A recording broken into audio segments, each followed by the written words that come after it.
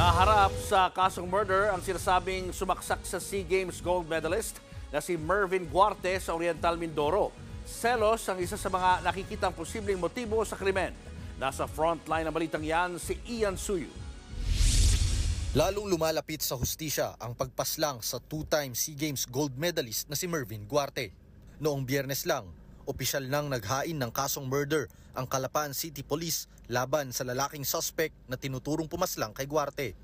January 7 nang mangyari ang krimen habang nakikitulog si Guarte sa sitio pinagkaisahan sa Calapan City.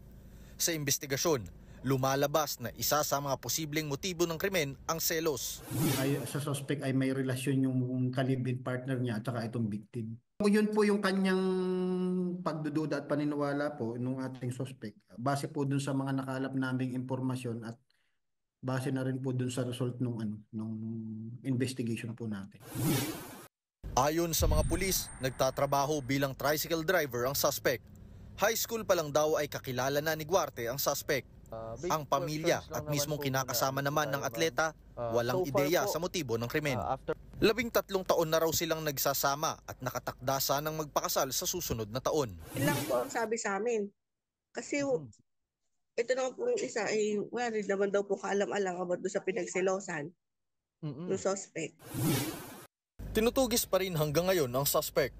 Hindi po kasi nilagyan pa ng kung ano yung picture para mas lalong makatulong po dun sa nung kaso. Pero nasa kanila pa din po kasi yung process nun.